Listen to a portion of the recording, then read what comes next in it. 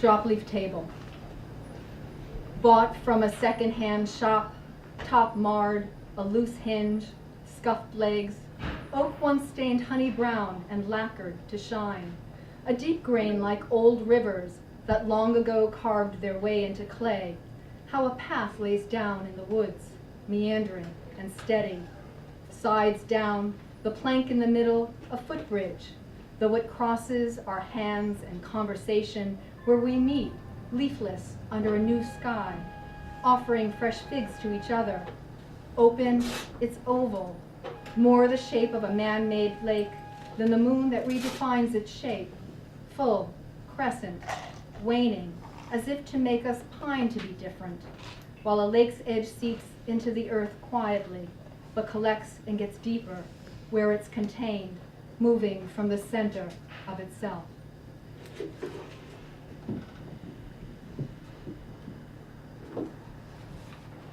In Tucson, we have mesquite pods that the trees shed, and mesquite pods are everywhere. And I forgot how many leaves fall from the trees here, and I was responsible for them. I mean, they kept coming. And the leaves inspired this poem called Memories of My Father. Churlish leaves kick up. Some gather, some scatter, some are latched in the hemlock tree. A few lie tucked between the white slats of fence. I rake and they reappear, brown-edged, curled like cupped hands, begging. I bag them, tie it shut, but there are always more.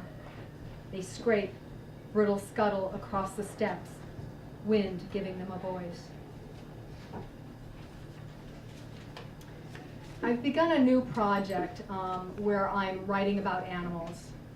And it's my intent that when I write about the animals that you will learn something about the animal or the situation in their lives and our lives, and then it will also have some additional meaning to humanity.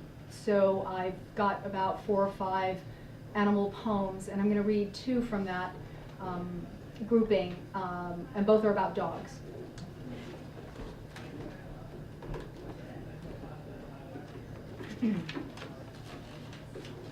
The first one's called An Important Poem.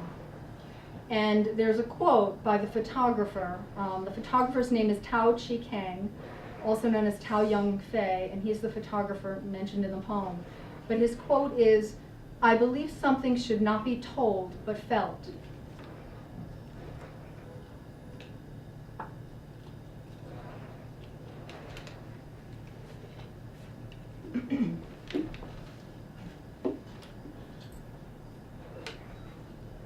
Tao's photographs are the kind any owner would love, fashioned after formal portraits 100 years ago that showed people's dignity and prestige.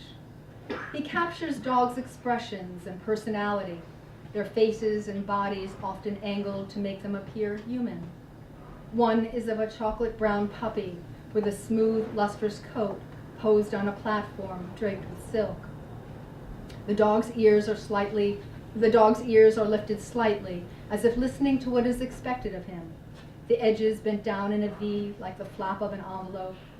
He is curious with a quick look in his eyes, a black nose, small as a mouse's, with thin wisps of whiskers that have not yet thickened. The way baby's hair is fine. But his shoulders are already muscular and shine in the light, and his paws big, waiting for him to grow into them. He would be the kind of dog you could romp with, roughhouse, throw a frisbee. He'd take you on a walk and show you what is interesting on the ground, roots and rocks that animals have crawled over, wrappers tainted with old food, and sometimes flowers that are blooming and holding a bee in their folds. He went from the photo shoot for a quick walk around a yard and then was euthanized. He's one of 80,000 in Taiwan who doesn't have an owner and never will. And the Buddhists believe dogs are reincarnated people who behaved badly in a previous life.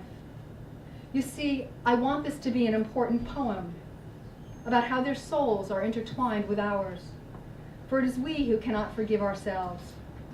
Working at a shelter, I hooked leads that led puppies to a vet who took them away.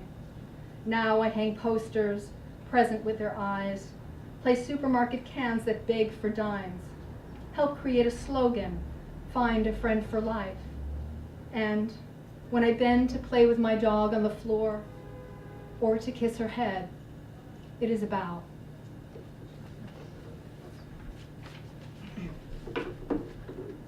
This next poem is called Afternoon Sun, and there's a group that has created the Beagle Freedom Project that frees beagles from laboratories.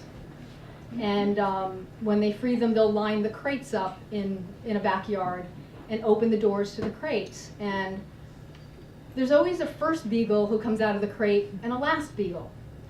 And I thought a lot about that. What makes the first beagle come out of the crate and the last beagle come out of the crate?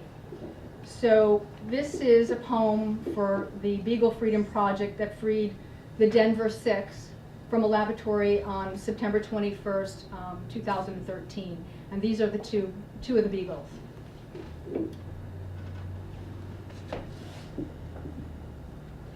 Anthony is the first to leave his crate and runs into this world, sweet cut grass and the earth's fulcrum beneath. He runs until he's tired and runs again, his zeal to bark and shake and roll, a spirit quick to put aside a blaring past. This is his teaching, a pitch in the beagle's long-held howl, this glory moment. Klein is the last to leave his crate and steps into the world, soft braille of grass, but what is it? The sky far above, and he looks down. The sun waits, the light waits. His eyes won't meet mine, but he smells me from where he stands and stays. I gently lift his face, my hand under his chin. I'll do it for days or weeks or months. It's dusk, then night, the moon dropping light through the window. Stalled quiet, electrical hums, the creaking as a wooden eave stretches, and the summoned heat on, off. Klein asleep next to Anthony on fleece, in old towels bunched from circling and nesting. Anthony hears a window open, light footsteps on carpet, the light switch click, my voice. Good morning. He rises, wags his tail, ready to eat and run, find the straggling mint near the steps, lavender flowering white in a patch of sun, to see his shadow for the first time and learn there is, after all, an afternoon sun. He mouths Klein's collar and tugs, pulls, tugs, and pulls more, leading him through the invisible cage door. This last poem is a really old poem, but I don't think I've ever read it in New York, and it's called Shoes. It was after an exercise. I'm trying to remember who it was, but it came from an exercise. And excuse me if I don't look up, because if I lose my place, I'm really in trouble on this one.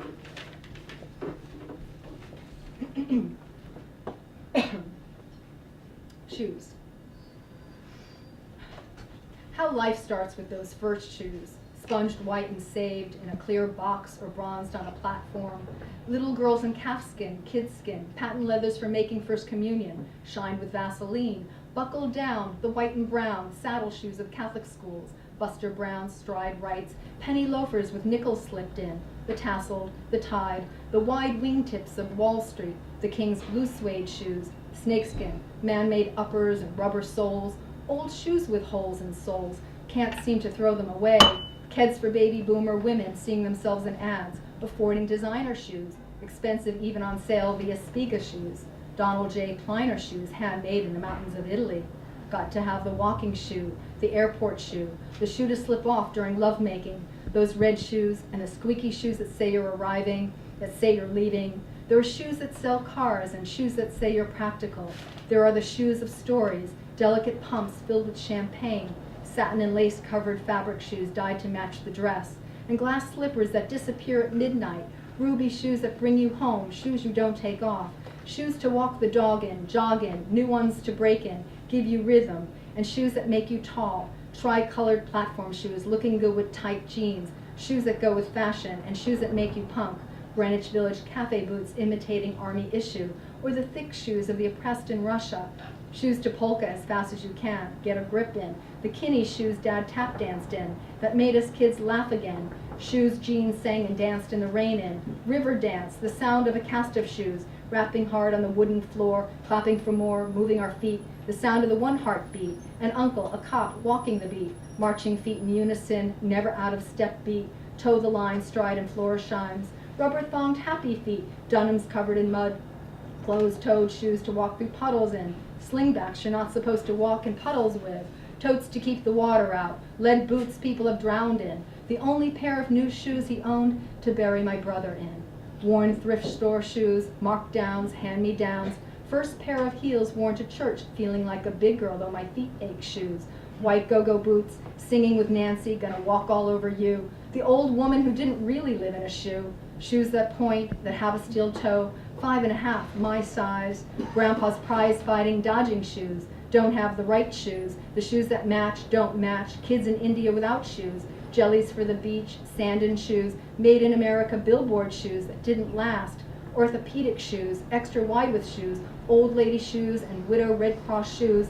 Time and time again the empty shoes. The hollows filled with shoe trees or ecru paper. The thrown away shoe. The mud cake left on the riverbank shoes. The army issue of the unknown soldier. The one shoe lost under the bed. My new black boots, better than any shoes. Like the spit-shine navy boots my father wore. His coming home boots, tight on the heel boots. Felt them with my whole body pulling. Slip off, fall to the floor.